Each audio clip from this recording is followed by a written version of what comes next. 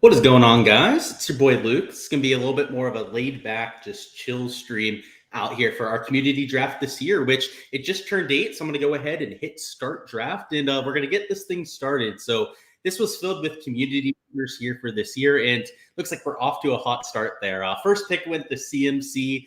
Just going to talk through my strategy out here with picking who I'm taking. We'll talk through some of my main targets out here for 2024. You got any questions about Thursday Night Football? Let me know down in chat. For one of the drafters who want to talk some shit, that is more than welcome out here on this live stream. And anything out there for week 1 main slate, any questions? Maybe you're not involved out here with the draft. We'll talk about all of that in between the picks. So you can see here, we'll pick number 5.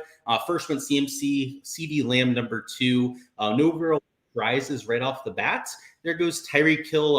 I've got a few guys that I've got in mind, but because I am live streaming, we're not going to give away a lot of what I'm looking to get. So hopefully we don't get stream sniped too much. And yeah, we already got Travis down there in chat. What's going on? He is T Swenny, by the way. T Swen's 43 down there in the draft. And he said, drafting this while playing tractors with your little guy. That's awesome, dude. I remember I used to play with a lot of trains as a kid. So trailers, that's the next best thing. And yeah, dude, you've won a few years in a row, so you don't need any help out there. So J-Chubbs took Breece Hall, who was actually one of the few players that I was thinking about. But I'm going to take Bijan Robinson. So if you hadn't taken Breece Hall, I probably would have taken him myself. So I think that was a really good there with J-Chubbs. And because this is a regular fantasy league, this isn't a best ball format, these running backs are a priority out here in this kind of league. So it's a PPR league. You're still going to need some wide receivers, but because it's a 12-team league, it's not as deep a bench as what we get in best ball. We're going to have options to get to. So I'm not that worried about not getting a wide receiver in round number 1. I would have taken a Tyreek Hill if he was there. Same thing with a Breece Hall, but we'll take Bijan Robinson. Worth noting that I do have the main slate up over on this tab, so we can talk about that a little bit. But yeah, a few game stacks, I guess, that I've been looking at this far into the week is that Jacksonville-Miami game should be a relatively high-scoring, high-paced affair. You got 2 offenses that are more than capable, also 2 passing defenses that maybe, at least last year, weren't the most stout. So a lot of change, but we'll have to see what that looks like here in 2024. So I like that game a little bit. This Houston-Indianapolis game, anytime it's one of those divisional, 2 pretty decent teams, I'll be looking at that quite a bit. I would say Atlanta Steelers, you want to avoid that with a 6-foot pole. That should not be a very high-scoring game. Outside of that, I guess those were the main 2 games. So that, intercoastal game between the Texans and Colts, and then that Jaguars-Dolphins game as well. So let's see who else went off the board. We had Jamar Chase going, who I know he's still questionable out there for week 1, but I think in that 6 or 7 slot is where you want to take a Jamar Chase. So I'd like that kind of pick. We got a little bit of value out there with Justin Jefferson, I would say. Like a little bit of Garrett Wilson out here this year as well. But if I was drafting right now, some of these running backs will likely come off the board here soon. So I'd imagine that a Saquon's going to get picked up over the next 2, maybe 3 picks. Jahmyr Gibbs, same thing. Jonathan Taylor for sure. I'll probably be gone by the time I get around to my pick. Maybe looking a little bit further down the board, perhaps at a wide receiver. But if I'm stuck with an elite tier running back, I'm not going to shy away from it. So we'll see what happens here. Do not take a quarterback this early. Even a Travis Kelce there at 21 would be an egregiously bad pick. I know the rankings over here at Sleeper are a lot different than what you have on other sites, so I will not be using them very much out here with what I'm going with. And I guess they're based on ADP, but the ADP on Sleeper is not very accurate, at least in my opinion. Let's get that comment off the screen. Didn't realize it was covering a little bit of the board over here. So do we have a draft board? I guess this is the draft board that we have up in front of us. There go a bunch of those running backs that I was mentioning, Puka, Marvin Harrison Jr., who, by the way, I would say I'm higher on Marvin Harrison Jr. than most players this year. I would say I'm a little bit lower on Jahmyr Gibbs than some other people, maybe a little bit lower on guys like a Derrick Henry and Etienne than some other people out there, but it's definitely need to get a running back early. Kyren Williams wouldn't be the worst option. Yeah, I'm not going to take a Kelce. I'm not going to take a Josh Allen, that's for sure, out there with my given pick. So there are a few guys that are catching my eye down there, one of which is really catching my eye. That if he's still there, I'm definitely going to end up picking him. We'll have to see what these two in front of me end up going with. We got Rage or Reason. We got Inglorious. Both have been OGs on the Patreon for quite some time. And Rage Reason did it. I was going to take A-Chan. I was going to go a little bit early out there on him if he was still there. So the player I'm going to go with is Chris Olave. And he's another guy that I'm a lot higher on than most people would out there in a lot of contests. But I'm picking him maybe 5 to even 10 spots before ADP out there in my best ball drafts. I think that the offense in general in New Orleans can be a little bit more efficient this year out there with second year out there with that offense. Also just, younger players that are maturing a little bit. And Chris Olave is a PPR monster when he's healthy. And that is a huge caveat, though, when he's healthy, which has not been the case for his start to his career at the very least. So there goes Drake London. I'm about neutral on him this year, I'd say. So that's about where he's going in most drafts. Still got Devontae on the board. Still got both of those tight ends, quarterbacks that I think will probably hang around there for a little bit, at least if it's based on the ADP that I've seen at other drafts that I've been joining here. I think that Brandon Ayuk's being slept on a little bit. He's at least being drafted too low compared to the ADP that I'm seeing. I imagine that he's not going to survive by the time we get to LSU Nick the next time around. So I'm okay with mentioning that, right? He's going to get picked before we get out here at number 5. But Brandon Ayuk, even right now, here at like the end of the second round, I think is within play for a pick. He's, like I said, last year was putting up great fantasy numbers out, top 10 fantasy wide receiver. And it's not like the offense has changed all that much, if at all, out here in 2024. And I know that the practice hasn't been ideal to start the year, but if there's rust, if there's any sort of lingering issue with not having a full training camp, that's going to be for like a week or two. And you're talking about, a full season out here with fantasy football. So let's see. There goes Devontae Adams. They got back-to-back picks out here with the first slot. And then, I don't know, maybe we can get a Brandon Ayuk, but we'll have to see. I'd have to imagine he gets picked, especially if we get the 49ers fan LSU Nick down there to swoop him up at some point. What's going on? Danny says, what's up? What's going on? James says, has a shit QB, though. Who are you talking about, Olave? Yeah, I agree with that, but he's a great wide receiver, more of a PPR sort of guy. And honestly, don't think it's that shit of a quarterback. I guess I disagree with you a little bit there. You're taking Olave in 3 leagues already. You're high on him as well. Yeah, me too. Just at least I compare him to some of the other situations around him. He's going to have a really big target share. And that's half the thing with fantasy football, right? Is it's not even how good a player is or how good the offense that he's playing in. A lot of times it's just the opportunity that you're getting. Could be a shitty running back out there on a good team that just goes out there, is getting 20, 25 carries a game and is putting up historical numbers. I think the best example of that would be Payne Hillis. Payne Hillis was not a very talented running back when he was playing out there in the Browns. The Browns were pretty shit out there towards the, I guess it was early, like 2010s. Went out there and he ran for nearly 2,000 yards, right? There's just opportunity out there with Payne Hillis. Sometimes it's all it takes. And I think that's what Olave has. That's why I like him this year. He's got opportunity, and I think he's better. And I think the offense is a little bit better than people give him credit for. So that's why I'm higher on him, right? Out there in my projections. But we'll see. So we still got Sam Laporta on the board. I think he's a little bit higher in these rankings than he probably should be. So I agree with that.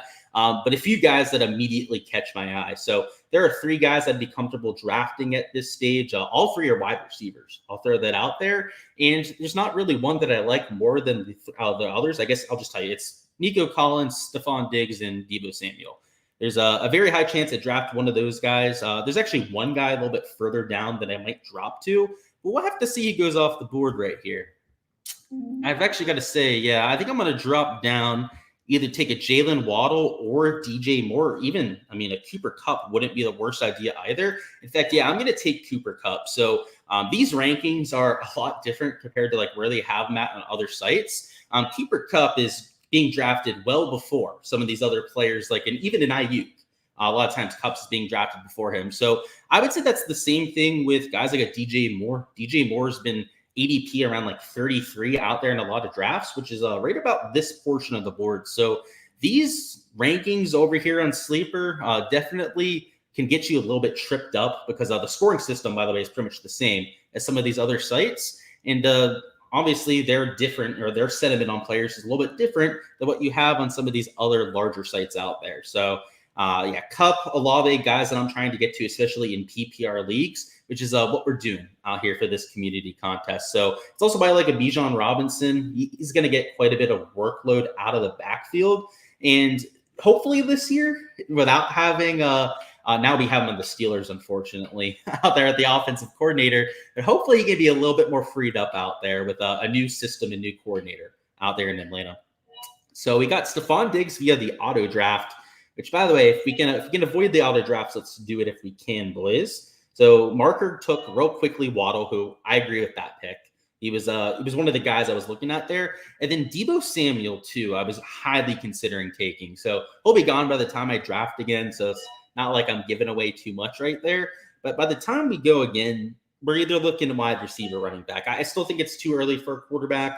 These top tier guys, I mean, I guess best ball, I'm even lower on them than what I would be for like fantasy football. But even this kind of league, unless you're getting an Allen, a Mahomes, or Hurts like that just went off the board, yeah, I'm not going to take them in the first 3 rounds of a draft. I usually am starting with quarterback closer to around like 5, 6, maybe 7. And in fact, actually, the draft I did just before I came on live stream here, I took my first quarterback, I believe, in round 11 or 12 out there. So I'm definitely a little bit different with my strategy than most people. But for me, I just know that there's more injuries out there at the skill positions. I also know that there's usually quarterbacks out there on the waiver wire the entire year that you can go out there and use. And yeah, they're not going to be a Hurts, a Mahomes, or an Allen, right? That's why I said I would take those guys relatively early. But anyone else, you can find guys that are pretty good fill-in options. So that's part of the reason why I'm maybe not as high on quarterbacks in general as other people. So you still got Lamar on the board. And if you want to say, I will be tempted about Lamar Jackson if he's still there, but probably will be drafted over the next 4 or 5 picks here. Outside of that, I would say CJ Stroud, probably not in my crosshairs out there for a pick. We're trying to find wide receiver. Neighbors, he's another guy, by the way, who these rankings have a little bit lower than where he's at on a few other sites. And I can tell you for a fact, right, that Neighbors is being drafted a lot earlier than guys like a Pittman Jr. and other sites. So if he's there, we'll consider him. Lamar Jackson is still there at number 34 as well. And we're only about 3 picks away. So there goes Laporta. All right. So as long as they don't go back to back, we're probably going to get one of those 2 players. And yeah, now we're locked into one or the other. So Neighbors is probably the one that I'd prefer just because I'm okay getting 3 wide receivers out there. So there goes Neighbors. I'll take Lamar Jackson then. So he's one of the few guys that I will draft relatively early in drafts. And a lot of that's the rushing inside. The reason why I don't like CJ Stroud as compared to Lamar Jackson is Lamar Jackson has more rushing upside when it comes to yardage. I'd say their touchdown upside is probably pretty equivalent as they do use CJ Stroud for some designed rushes down there in the red zone. But in terms of yardage, Lamar Jackson's probably going to have double the rushing yardage out there of a CJ Stroud. So I'd say that Stroud's got him on the arm, though, or he's going to get you more throwing stats. But in a league where you're going to get a bunch of yardage for a 40, 50-yard game, or a bunch of fantasy points, I should say, for a 40, 50-yard game, that's kind of what I'm looking for in a quarterback, at least an early quarterback. Or you can find some pocket passers late. That's at least what we're banking on out here in this kind of draft. So we've got a very balanced start. We've got our quarterback. We've got one of our 2 running backs, both starting wide receiver positions taken. And this is a double flex league, I guess. I didn't realize that. It is a double flex. So our running back wide receiver strategy is probably going to serve us nicely if we can commit to that. So I'm going to go best player available here. I'm not going to force in any specific player. And I'm just going to take whoever I have ranked the highest. And I'm going to shut up so that my guy doesn't get taken here. And see if you have any questions down there in chat. Looks like good questions. Speaking of this main slate, by the way, I haven't quite figured out right where I'm going to get almost all my exposure in terms of stacks. I mentioned a few games that were sticking out, but ones that might be a little bit more sneaky is this Buffalo-Arizona game. It's got a relatively high total. So I think the Buffalo side in particular, the side that's the favorite, is going to be chalky out there for this week. But this Arizona side, that's the reason why I want to point out this game. The Arizona side, I think, is going to be a little bit lower owned. So maybe they could be a piece of leverage in one of those high total games where you're getting the right kind of game environment, but you're not paying the ownership price like you would on some other guys. What is that sound? Okay, I wanted to get that sound out of there. So we're up right now. We had Kenneth Walker go. There went Zay Flowers. There were a few guys that I were looking at out of there. Amari Cooper, it would be my highest ranked player. If I went just based on best player available, he would likely be the pick for me right now. I'm just scrolling through, making sure that none of these players are like drastically lower on these rankings than where I have them on mine. But looking through this, yeah, Amari Cooper is almost for sure my highest ranked player. So yeah, we're going to go with Amari Cooper with our draft pick here. So we've got 3 wide receivers now, which with the double flex, I think is a good idea. That's pretty much a 3 wide receiver league right there, if not a 4 wide receiver league out there with the double. So I think it's good to stack up some of those wide receivers. In the tight end, it's one of those positions, just like quarterback, that I'm maybe a little bit lower on than some other people. There's mid to even late round tight ends that I think are going to have some respectable years. Something in that like maybe 8 to 15 range when it comes to their tight end ranking by the end of the year. But if I'm drafting them the last few rounds, right, last maybe 4 or 5 rounds of the draft, and I'm getting a top 12, maybe even a top 10 tight end, I'm going to feel really good about that. So we'll talk about those later. I will not be mentioning who they are before I draft because I do not want people to steal them. But I will promise we'll talk about a few because there's like 4 or 5 that I think are real good sleeper plays at tight end this year that we can use for our tight end depth. I have no issues with that position. And I've been treating it as such in best ball because of the confidence I have with those sort of plays. So there goes Burrow. There goes Richardson. Both definitely solid quarterbacks. Richardson, especially with his rushing upside, somebody that maybe I'm not as high on as other people, but I think projects well when you go out there and you look at him from the season-long perspective. We'll have to see if he stays healthy. That's the real big issue out there with a lot of these mobile quarterbacks. Last year, of course, that was not the case, but it was his rookie year. We got to cut him a little bit of slack, of course.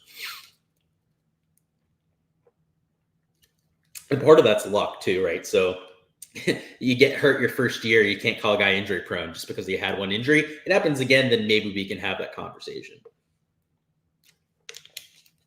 But I'm good for now, right? One injury, you let it go. You forgive and forget a little bit. There goes George Pickens, who, if he had anyone but Russell Wilson throwing him the ball, I would have already drafted at this stage of the draft. And I think there at the mid to latter portion of round 5, it's a good spot, good landing spot for him out there in terms of projection. He's more talented than what he'll post in terms of his fantasy score. I can just tell you as a Steeler fan, if he had any competent quarterback out there, it'd probably be a top 10 wide receiver. So you've definitely got the talent. You just got to hope that Russell goes out there and cooks a little bit this year. Because if he does, watch out. You got Mark Andrews still up there and George Kittle. So I'm not a big tight end guy, but those are high-level tight ends that are still on the board at this stage. Who else do we get? So a bunch of shitty running backs that I probably won't draft.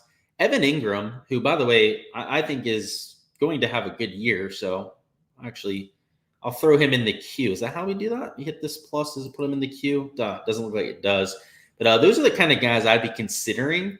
Like if they're there, maybe not my next pick, but the one after that out there in round 7. So let's see how this goes. There goes Andrews. There goes Kittle, which it's probably about time that those two went off the board. By the way, T. Swinney's team looks pretty stacked so far. Only guy I'm not a huge fan of would be Rashad White, but you got to have a second running back. So it's okay, right? You got to take somebody at some point. And then who do you have, Martin? I like Rice. I like Puka. I like those two. Yeah, pretty stacked team there as well. Who else has a really good team? Anyone that really stands out? Let's see. Who's Nick got? Nick's always a pretty decent drafter. Tyreek Hill, Pacheco, Josh Allen. I guess, is he going for a stack by taking Kincaid that early? Yeah, I've got to say, I like some of your plays, Nick. Some of them I'm like, you took Kincaid in the 4th round. Like that's a little early, no? Like even Laporta before Andrews and Kittle, like personally, this is just my take on it. Right? I could be wrong about it. I think that Andrews and Kittle are better than Laporta and Kincaid. But yeah, the drafts and other people seemingly don't agree with that. So that's neither here or there, right? We'll see whether I'm right or wrong about that. So there goes Joe Mixon for the Texans, by the way. To say one of the quieter movements out there with free agency. Feels like every running back went to a different team, right? It was a case of like musical chairs out there at the position. But you got Josh Jacobs moving, Aaron Jones, Joe Mixon, Hell, there's probably 10, 15 that I'm not even thinking about right now that move teams.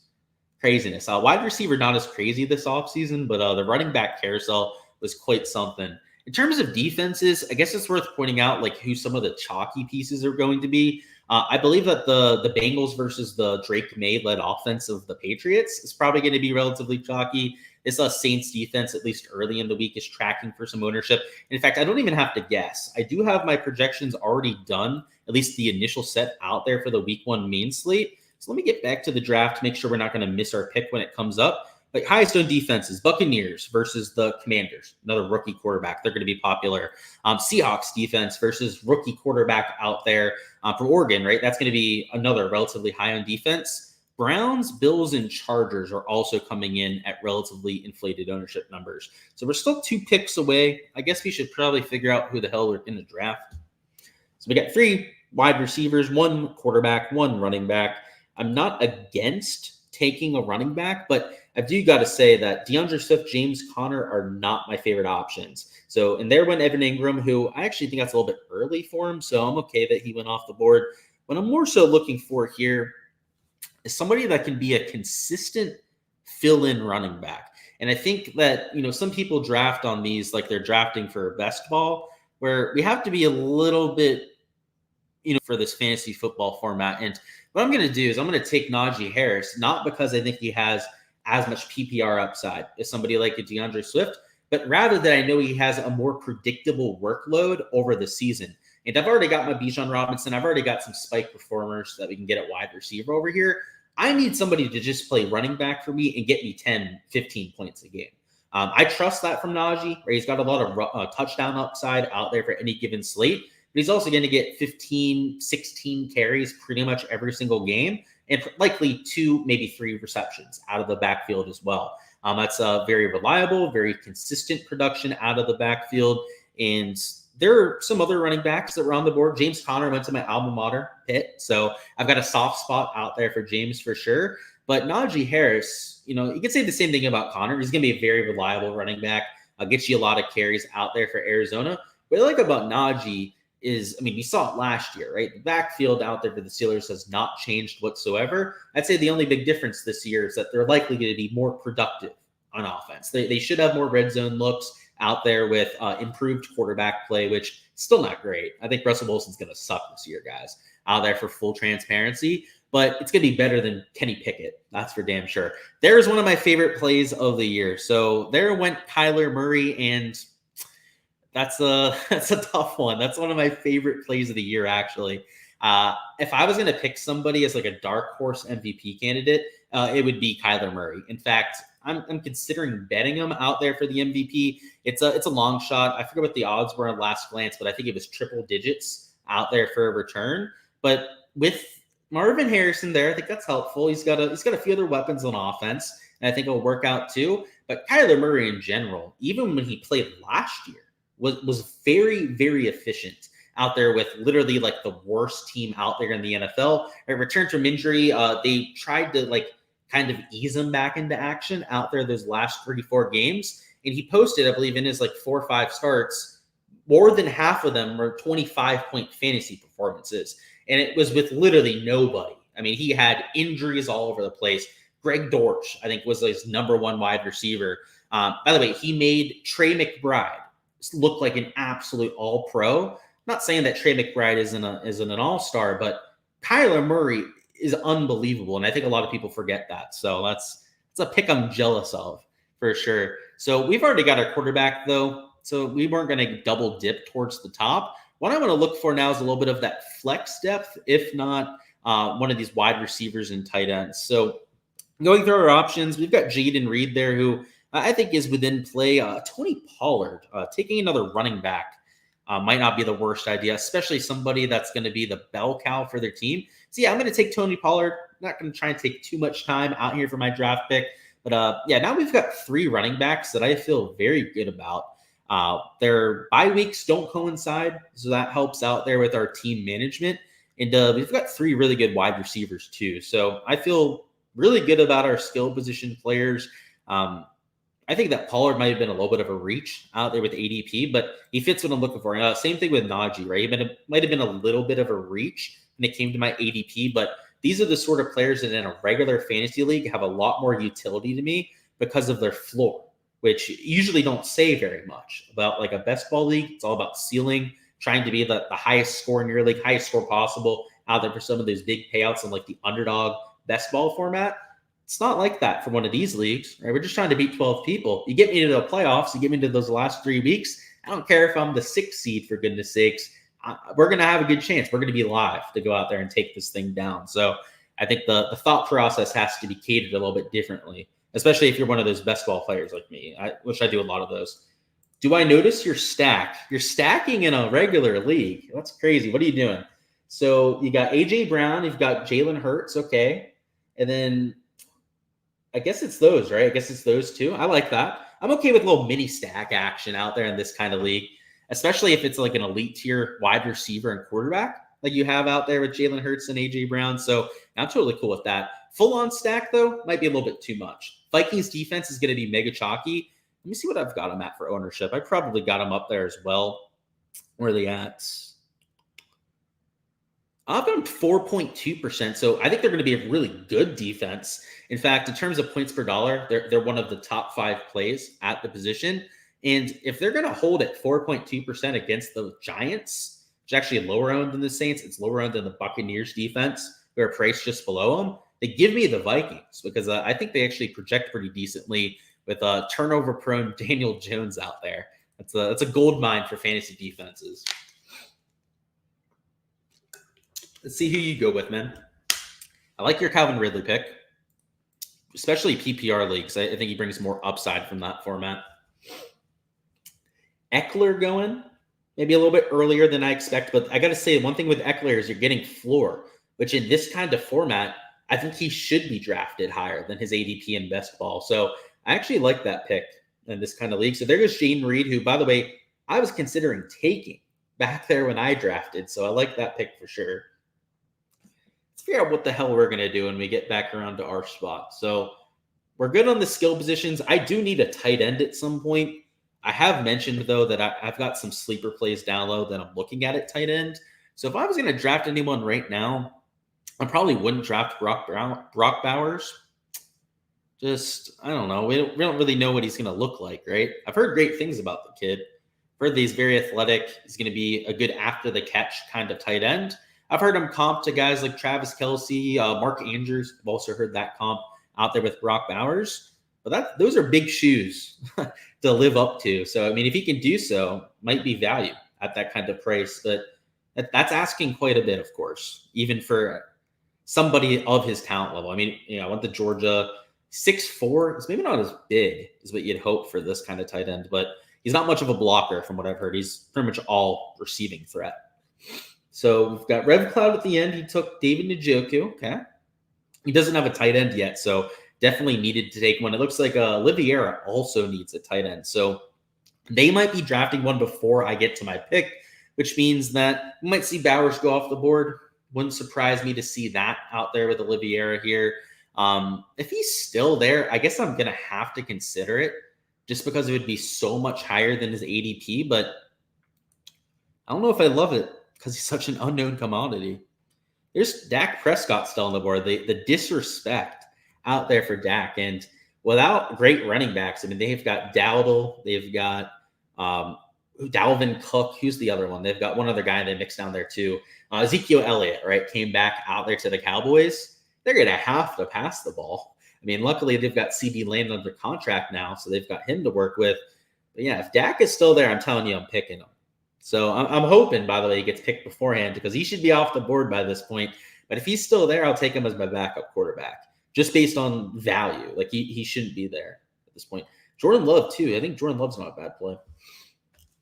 I don't need a backup quarterback, but those aren't bad options. That's for sure. When will Nick Chubb return? That's the huge question with him. I would say that he's probably going to get drafted well below his ADP just because of that question mark. Let's see what else we've got on here. So there goes Dak. I'd expected to see that one at some point. Hollywood Brown is still on the board. I know he's not going to play the first week, maybe a couple weeks, but he's going to be a monster when you get him back with Patty Mahomes. So I know we've got 3 wide receivers, but we could go that direction too. So there goes Hopkins. I like that pick. Lad McConkey, I don't like. I don't want to say I don't like him. I think he's probably a pretty talented kid, but I don't think he's the 88th ranked player in the league. That's what I mean by I don't like him out there in like the rankings. Zach Moss, he's been flying up the boards out there with his draft position. One thing I'll say is we're not entirely sure how that backfield is going to shake out between him and Chase Brown. So I'm a little bit lower on Zach Moss, but in the drafts that I've been playing today, I've seen him drafted a lot earlier than his ADP. In fact, I've seen him drafted 5th, 6th round a few times out there in a few drafts. So a few people, and maybe the Sharps, maybe they're the exact opposite of that. We're taking them a little bit earlier than they probably should be. Let's see. So you still got some solid options. Bowers is still on the board. Gonna have to consider that if he's still there. And same thing with the Jordan Love play. Gonna have to consider that too. So he took Deontay Johnson. Okay, former Steeler. I've got to say I call him Deontay Dropson. So not my favorite player. He did good things for us at least. So the Bowers thing, I'm probably not going to draft him just because he's not somebody I'm super high on, and I don't think we have to go out there and take a tight end. It'd be nice to have a tight end, but just looking at the position, there are other guys here that I'm very comfortable playing, and we're going to have them to deal with. So I'm going to go with Hollywood Brown, as I was mentioning before. I've got guys to play at wide receiver my first few weeks. We've got Olave, we've got Kupp, Cooper. They're not going to be on the bench. Hollywood Brown's going to be played for the mid to late season. Out there when we're actually trying to win in the playoffs. Hopefully the Chiefs are playing for something the last few weeks, and he's going to likely be their number 2 wide receiver. I've heard some people saying that it'll be Xavier Worthy, and I just do not agree with that. I think that's all hype. I think it's all about the 40-yard dash time that people saw. And in terms of projection, I have him 50, 60 points higher than Xavier Worthy. So that's one of the spots that I'm definitely a lot different than some of the other people in the industry. But to me, a lot of these rookie wide receivers are going to flame out. I think Odunze is going to have a really solid year. We've already mentioned Marvin Harrison Jr. I think he's going to have a really good year. But because you've seen a few rookie wide receivers play well the last few years, I think that people are a lot higher on them than maybe they should be. Because if you look back the few years before that, they weren't hitting at the same hit rate as you've seen over the last year or so. So I think there's a little bit of recency bias there. If Bowers is still there for our next draft pick, then we're really going to have to consider taking him. I don't know if it's enough to make me pull the trigger, but we're at the least going to have to give it a few seconds thought. Outside of that, though, there are definitely options down here that we could use for some depth, particularly at running back. And Nick Chubb, it's probably not the time to take him. If he's there the next round, maybe 10, round 11 out there is when we consider taking him. So, do we take the Brock Bowers? Obviously, no NFL game log as he's a rookie, but we're getting him like 2 rounds after ADP. All right, I'll take him. Fuck it. We don't have a tight end. We're getting him 2 rounds after ADP, and he is an athletic stud after the catch. All right, we're going to hope he plays like Travis Kelce or Mark Andrews, I guess, Len. He's got Gardner Minshew throwing him the ball, which is not great, but I guess we'll see. I'm sure Rage, by the way, Rage of Reason would have picked Bowers if I hadn't, because he's a big Raiders fan, if I remember correctly. And then who else is a Raiders fan out there in the Discord? I know, I think Martin might be as well. I think he's also a Raiders fan. So if I hadn't picked Brock Bowers, there's probably a really good chance that he would have gotten picked. So let's see what we're going to do here. We have every starting position filled. Kicker defense, I'll wait till the last 2 rounds. Now it's just all about trying to find guys that can be solid backups, solid fill-in options, and depending on matchup, might even be starters for any given week. So, and this could be trade bait time as well. I could be trying to just prioritize best player available to go out there and get some trade bait for before the season starts. Maybe not for week 1, a little bit close to lock out their week 1 to make any massive changes. But week 2, week 3 is definitely when a lot of people are looking to make some trades, when their top option inevitably ends up getting hurt, like you see every year. Like, God forbid CMC gets hurt or something like that. It's going to be crazy for some people. We're torn between Addison and Mostert there. So yeah, Mostert, by the way, starting running back for the Dolphins. I think that Achane, I know I mentioned him before when somebody drafted him. I thought he's a really solid play.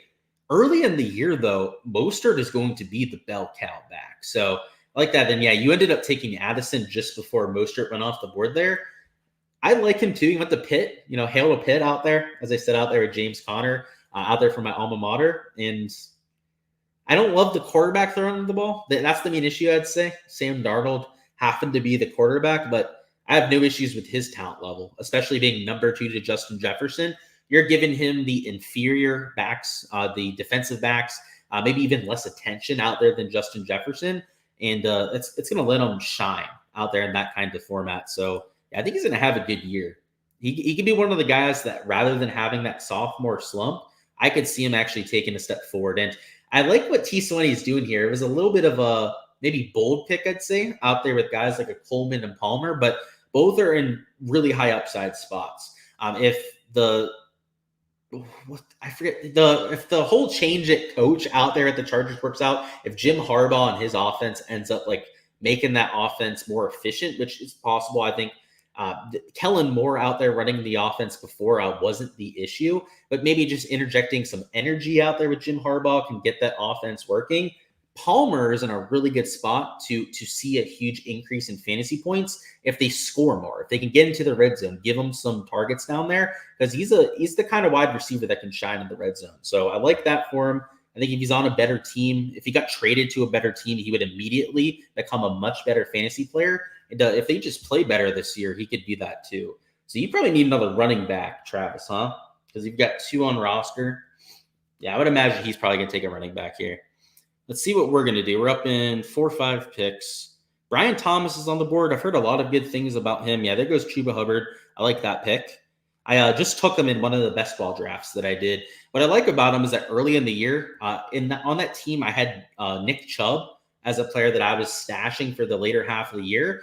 And I used Hubbard because you have Brooks out for at least the first 4 games as the guy that I can, rely on early in the year. So Hubbard's going to get a solid 15, maybe even 20 plus touches his first 5, maybe 6 games. And the opposite of that, right, is with Nick Chubb, right? He's not going to be playing for probably the first 6, 8 games out there this year. So I think that Hubbard, especially for your first month, maybe even 2 months of the season, could be a top 10 fantasy running back. More realistically, he's probably a top 20 fantasy running back. But if you're taking him as your third guy, that's incredible value for the first few months of the year. Might drop off when you have Brooks come into the equation, but that's not a certainty. Maybe he does take over the number 1 role, and maybe they use him as a bell cow. We never really know what these coaches are going to do. So you still got some quarterbacks on the board. We've got multiple players that I'm eyeing for sure at this kind of range, one of which I would almost for sure draft if we can. It's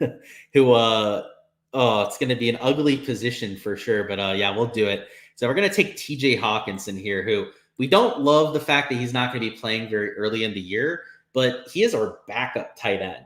And let's say that Bowers is not the kind of commodity that we're hoping for. Let's say that he's, an average tight end at best. He can kind of hold us over until we get Hawkinson working on the latter half of the year, which again is when things matter. We just have to get into the top 50% of teams to go out there and make the playoffs. We get into the playoffs, it's where we can make that magic happen. And hopefully, and I don't even know if it's 100% if Hawkinson's going to be back and 100% by the end of the year, but if we stash him on our bench and he does end up coming back to that sort of player, it's incredible value. Because if he was healthy, he's getting drafted well before guys like a Ferguson, this tier down here in rounds 6, 7. He's getting drafted around guys like a Mark Andrews or George Kittle. If you're drafting them just based on talent level and production. But unfortunately, it's not reality, right? He's hurt. He's a little bit of spoiled goods at this point of his career. So we've got a bunch of wide receivers in the mix. Let's see, what is it? 4 on the roster at this point. We've got 3 running backs. Could go quarterback. I'm not against taking our backup quarterback now because we've got a good amount of depth on our roster at this point. So I think it's Jared Goff. I think he's going to have a very good year. That was I would say, a very sharp pick. Is he stacking them with anyone? So no stack there, just pure talent level play. I like that. You got Lad McConkey on that. I think that he's one of those rookies that I think is being a little overhyped, but I've heard really good things about him. So I don't know. We've seen that go the other way so much. So that's why I make that comment, is that we hear a lot of times that these kind of players are like the next big thing and then they suck. But I've got to say I'm rooting for him. That's for sure. He's not your typical wide receiver build. That's for sure. He's quick. I've heard that about Lad. That's for sure. But he's not that typical 6'7" wide receiver that you get with massive hands. So hopefully he can break that mold a little bit. Okay, there goes Chubbs. And we can take who I really wanted to play here. I really wanted Tua. So Tua is more of that, pocket passer that you're taking at quarterback, but he's a very good fill-in option. He's got a different bye week than Lamar Jackson. And based on matchup, I could see myself using Tua over Lamar. If Lamar's playing in a very bad weather game, maybe he's playing one of the tougher defenses in the NFL, I could see myself playing Tua. And in fact, like week 1, where you've got Miami playing the Jaguars, and then you've got Lamar Jackson playing Patrick Mahomes out there tomorrow, I'm going to have to choose between Tua and Lamar because matchup-wise, Tua's got one of the best game scripts of the entire week. So I like that. I like him as my backup, right? Like, obviously, as a starter, I think Tua would be like a mid to lower tier starter if you had him as your quarterback number 1. But as a backup, as a fill-in, I think he's a fantastic option. So you've still got 4 rounds left to work with. We're going to need that kicker and defense eventually. But what I usually like to do at this section of the board are find guys that if something happens, let's say if there's an injury, let's say if an offense is a lot more efficient than what we're expecting, could be a better player than what we think, at least beforehand. So there are a few guys that fit that kind of description. I'm not going to point them out beforehand. In fact, I already know who I'm going to draft if he's there. I'm not even going to say the position. It's somebody that, again, I'm a lot higher on, I'd say, than I am than other people. And it's kind of a position of need, I guess. It's not our strongest position to this point. And hopefully he doesn't get drafted. If he does, it's a sharp that takes him. Let's put it that way. If he gets drafted, it's earned. If one of you guys figure out who I'm talking about, then draft him. You've earned it because it's a good pick. And if he's not picked and I pick him, a lot of people are probably going to be kicking themselves on why they didn't. Let's see. I was thinking about doing a best ball draft after, but we'll have to see what we're doing on time. Where are we at? Martin sniped you from Mostert and Robinson. Martin's a shark. Yeah, we got him down there in chat as well. You're a Raiders fan, but avoiding them this year, predicting 4-12. Sounds a whole lot like my Steelers, man. I'm Ryan Dye. You guys can see the stuff in the back. You guys know that at this point, especially if you guys have been regulars. But tough year, I think, ahead for us. Like I took Najee because I think if there's going to be one positive with the Steelers offense, it's probably the running back position, especially because we have Jalen Warren too. Like it's not just going to be Najee. I think that does pretty well this year, but yikes, Russell Wilson is just not it. Let's put it that way. How is Brock Purdy still there? The disrespect on my guy. And I fully thought that LSU Nick, by the way, was going to draft Brock Purdy, but he went with, I guess he took Josh Allen earlier. He doesn't need somebody like him. But wow, I'm a little surprised, I suppose, that he's still on the board. And yeah, my guy hasn't been drafted yet. So we're like 8 picks away? So he could still get sniped from us. If he does, we're going to have to do some scrambling because I'm pretty dead set on the player that I want. Still hasn't gone. But it's going to be a sweat, especially towards the end. I can just tell. And the player, by the way, that I'm talking about, if I would have known he was on the board, I would have drafted him in round 7. This is round 12. So he's a guy that I have 5 rounds, actually probably 7 rounds higher than his ADP here on Sleeper. So hopefully we can get him. And the thing is, it's not that obvious. So if you figure it out, then congrats. That's all I'll say. Is I'll be a little bit hurt by it, but it's well earned. So in terms of this main slate stuff, just to circle back to that, as people are making some of their picks, A lot of my flexes for week 1 are going to be wide receivers, just because when I was going through this pricing at wide receiver earlier, it is extremely soft. I mean, you've got guys like Curtis Samuel who are essentially the wide receiver 1 out there for Buffalo at $4,900. You've got legit guys down here and really good game scripts like a Gabe Davis out there for the Jaguars now. That's one of the higher totals of the slate, as I was mentioning. Who else on here? You've got guys like Odunze down here. He's projecting pretty well in terms of your points per dollar. I'm probably going to be going with a lot of wide receivers at flex. And I'm not against using tight ends because we can find some guys at $2,500 normally that are playable at that spot. But because the pricing is so soft, I don't know if we're going to need that $2,500 punt out there at tight end, which is why I like this wide receiver position just a little bit more. Because if you spend up like an extra $1,000, you're getting guys that could get us a 15 to 20 point game. Like Odunze, I could see that from, especially because he's got a competent quarterback out there with Caleb Williams. Rashid Shaheed, we've seen him go off, have some really big games. My guy's still on the board, by the way. So I'm a little bit nervous now as we're getting closer to it. But like even a Brian Thomas Jr., right? You could mix him at that kind of position. Running back, you don't have that many options down low that are that cheap that you can use. So I'm thinking that wide receiver is going to be one of those positions this week for main slate that you're really going to want to hunker down on. And there's going to be some chalk down here too. I think that's going to be a popular sentiment. I think that a lot of your flex exposure is going to come from wide receiver. And in fact, if I take a look at my projections, actually, I don't have up the raw sheet right now, but I believe it was like 70% of the flex position was filled by a wide receiver, which is a little bit higher than what we normally have. But part of that is the pricing and especially like how soft it is at this wide receiver position. Like you have Vlad McConkey down there. You've got, if you go up just even a little bit more expensive, number 1 wide receivers like a Deontay Johnson that you can choose from, and he's only $5,300. Chris Kirk's the number 1 wide receiver, and he's $5,500. I mean, that's cheaper. That's about your average salary out there per position. I mean, you take a super cheap defense, or you can raise that average salary. You're getting wide receiver 1s at average to below average salary. I mean, it's craziness in a lot of these spots here. So that's what I'll say about the main slate. That's what I would approach it from. And yeah, our guy did not get picked.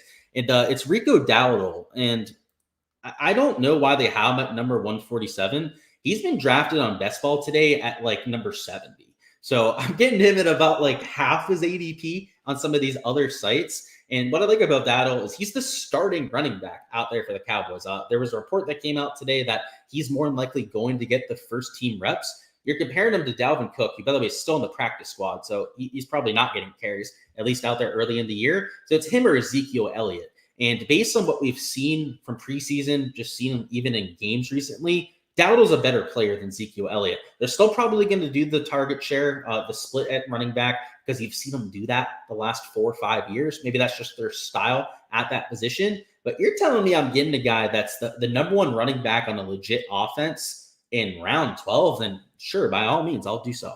So that's why I didn't want to say anything. I was definitely trying to take him at that spot. And yeah, I'm not going to take any kickers or defenses. Well, how I handle that position is all based on matchups. I'll be picking up and releasing defenses and kickers every single week, unless there's back-to-back good matchups out there for defense. I'll probably be swapping every single time that we play. So I do want to look at tight end. I don't love our tight end position, particularly early in the year, because we have Hawkinson. But I did promise you guys a few sleeper plays at tight end. So I've got a few that I want to point out here. One of them just got picked. I think Musgrave was a decent option for sure. But yeah, some of them got drafted already. So I might be a little late to the party, but we should be able to find one here when we get back around. Yeah, a lot of them did get picked, but there's one in particular that I'm eyeing right now. And I could actually even probably wait to draft him if I wanted to. Which means I could take my kicker, could take my defense. In terms of defenses, if the 49ers are there, maybe I'd take them. Kicker, is Butker that worth taking? Probably not. I mean, hell, even 49ers defense, right? They're getting drafted 156 at their ADP most times. I don't know. We'll see what happens. See, quarterback position, by the way, it's pretty cheap this week as well. pricing for round 1 or week 1, I should say. Too used to talking about golf the last 4 or 5 months, but yeah, for week 1 DFS, normally the pricing is pretty soft. But I'd say especially at quarterback, especially at wide receiver, there's like I said, legit number 1 wide receivers that you can take in the 5K range, which probably won't be the case the rest of the year. So I'll take Harrison Butker. I highly doubt that the 49ers are going to be there when I get back, but there are actually 2 defenses on the board that I have, at least in my rankings, the same, if not actually projected a little bit higher than what we have at the 49ers. So actually one of them just got drafted. So Inglorious taking the Dallas Cowboys. They're one of my top defenses this year. So props to you on that pick. I definitely agree with you on it. Let's see, so tight end. I definitely waited a little longer on tight end than I was hoping for. One of the guys, I'll just say it, I really wanted Cole Kmet. I think Cole Kmet is being underdrafted in pretty much every format.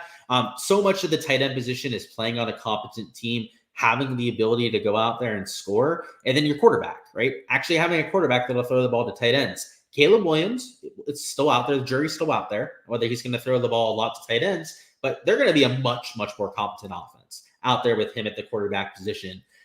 In fact, I think rookie of the year, by the way, they should already give it to Caleb Williams. Unless he gets hurt, I don't see him not going out there and winning it. And I think that offense in general, this is a huge hot take, but it's true. I think there'll be a top 15 offense in the NFL his rookie year, which is huge out there for a rookie quarterback. Does not happen that often. And normally quarterbacks that can run top 15 level offenses their first year turn into superstars. I'd say Brock Purdy is maybe the only one that's going to do that. That might not be a superstar heading forward. I think a lot of people think that he's going to be a solid player for sure. Right? Again, respect to his name. Right? I think he's underappreciated in a lot of NFL circles. But somebody like Caleb Williams is the kind of guy that could go out there, do that, and then become top 5 quarterback in the NFL with his kind of talent level.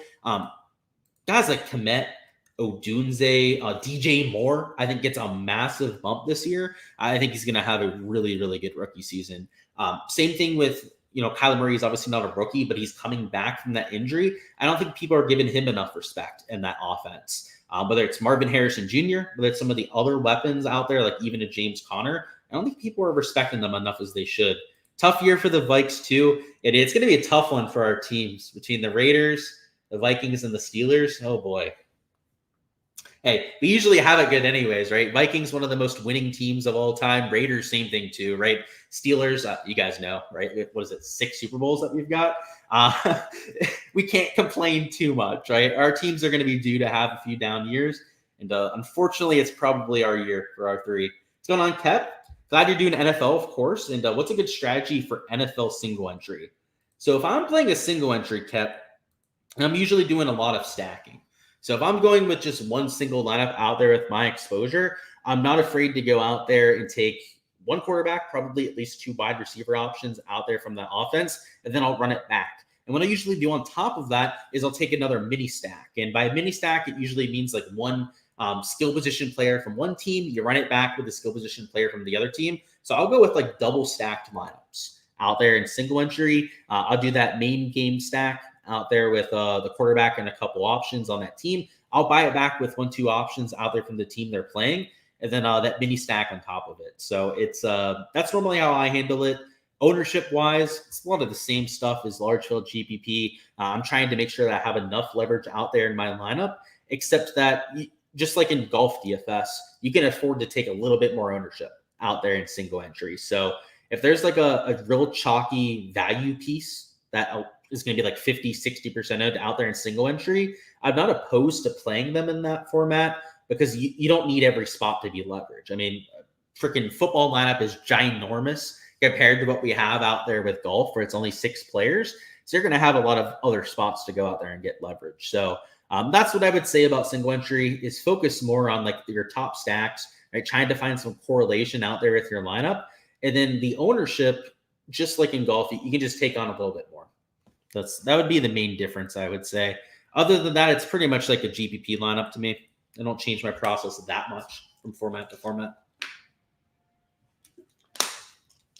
And in NFL, I do a lot more single entries than I do GPPs. In golf, I'm more GPP based than I am single entry based. But in NFL, I do build a lot more lineups in that fashion. It's I don't know, large field GPPs to me haven't been as good for my ROI as what I've had for golf.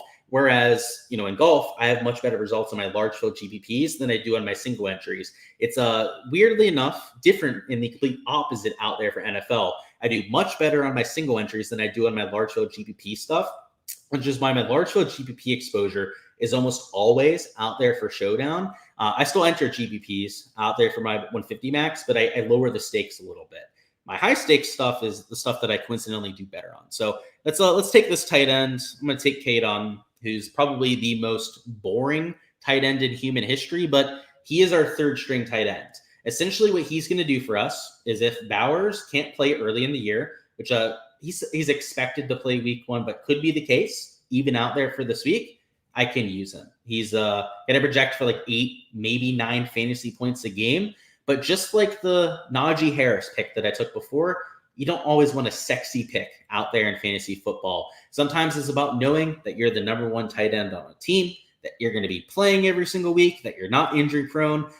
Injuries happen in the NFL to anyone, but somebody like Cade on, you feel pretty good about him being there every single week. So that's why I took him as my third tight end. My hand was forced a little bit to take 3 tight ends because I chose to take TJ Hawkinson, who is a huge risk. It's just like somebody that took Nick Chubb, right? That was a Rev Cloud who ended up taking Nick Chubb there. That's a more than fine play. It's just that you have to account for it a little bit, right? Like he's got really good running backs on his roster. He's already got Jamar Gibbs, Jonathan Taylor, Aaron Jones. So him taking a Nick Chubb was just fine because he's his 4th string running back. You've got to account for some of that stuff in your lineup. So our last pick here is going to be a defense, as it's the only position that we haven't filled. And yeah, I think I see the one that I want. I guess we're just going to do it based on week 1, right? Because what I'm looking for is I'm going to be swapping out this defense essentially every single week. Is who projects through the roof this week? Vikings. They're my number 2 projected defense. Bengals. So we could go Bengals defense or Vikings. Are either one on the board? So Bengals is on the board, and then Vikings, are they up there? Yeah, Vikings is there too. So yeah, if either one's available, I'll take them. Because I'm doing it just based on week 1, and I'm looking at my week 1 projections. And in fact, trying to choose between the two. I have the Bengals at 7.97 projected points, and I have the Vikings at 7.92. So it's only off by 5/100ths of a point. So the slimmest of margins that you can possibly imagine. But yeah, let's do that. Let's go with, I guess the Bengals, because they project 0.05 higher. Where are they at? I knew they were still on the board, unless somebody, look at that. Somebody took them, you bastard. So I guess you're going to go with that same strategy, huh? Out there with your strategy. Let's do the Vikings then. They're my 2nd highest ranked defense out there in my projections. So that's of anyone in the NFL, right? That includes this Jets defense, and includes, defenses like the Cowboys, the 49ers, that just have tougher matchups out there for this given week. So that's how I handle my defensive procedure. Week to week, I will drop them, and I'm going to pick up the one that I have projected the highest out there in my projections. Sometimes they might already be on a team, right? That's going to happen from time to time, but I'll be able to get one of those top 5 defenses pretty much every time we do it. So if you're playing fantasy football, maybe there's a few things that you can take away from how I draft out there in your own process. But you can see a bunch of wide receivers, running backs that we went and stockpiled up. And then I guess I approached my tight end position probably a little bit differently than you see with most people, right? Invested late, took 3, took a spot on, Hawkinson. He's not going to play till late in the year, and used that for my exposure. So that is all we've got for this live stream. I was thinking about doing a best ball draft, but let me think about it here for a minute. I might go, Martin. If I do, I'll definitely hit you up. We should hang out a little bit while we're in town and whatnot. But I went last year, dude, and it was a shit ton of Steeler fans there. It was like 70% Steeler fans. It was a lot of fun because of that. But we're good fans to go out there and have you outnumbered, right? We're not the type of fans that are like in your face and stuff. So it could be a lot of fun. We'll see. A lot of that will come down to timing, I guess. Let's see. Hopefully there's no golf event that week. I know that I think golf's like 50-50 for the next few months. If there's no golf that week, there's a real good chance I'll be out there and I'll see you there. So yeah, that's all we've got for the live stream, though, guys. Hopefully, you guys all go out there and have a good season. If you're one of the guys that was down there drafting, and we're gonna have even more content coming for this week. So we're gonna have a main slate video dropping sometime tomorrow. Those will be some of my top stacks out there for main slate this weekend. What I do with my main slate content, it's maybe not as comprehensive as some other channels out there. I know a one-man show, right? There's only so much I can do. Is I'm going to focus on the game environments that you guys might want to get over the field on. So rather than going position by position, giving you guys like 20, 30 plays to look at, that's what the Patreon page is for, right? I've got all my exposure on there. I'm going to have literally every play that I'm taking on that side, but the content is going to be more so just the type of games that I'm over the field on, which, by the way, is how I do my exposure, right? When I'm going through and trying to figure out how I want to play a given slate, as I try to figure out which games I want to have the most exposure of, because the reality is, if you're going to take down, especially like big field GPPs, but even single entries, as I said, it's all about trying to find correlation, and then maybe even taking 2 stacks out there in your lineup. Is trying to find the right game environments to do that with. So my content, if you guys haven't seen it before, that's what it focuses on, is trying to find some of those top game environments to go out there and get exposure to. And then we'll do some prop stuff too. So if you're on Underdog, you're on Prize Picks, we'll be covering that over there with the main slate video too. And then Showdown, you guys may or may not have already seen my preview up on the channel, but the Showdown videos will be very similar to what you saw for the Ravens-Chiefs game. It'll be a DFS breakdown, right? Talking about the different options that you're going to have out there on the Showdown slate, maybe some game script stuff, how I'm expecting the game to go, and then Underdog Prize Pick stuff at the end. So that's all I've got, though, guys. Hopefully you're ready out here for this year. Should be an absolute blast. Best of luck if you're in the league. Best of luck with your week 1 exposure, and I'll see you guys for that content to come.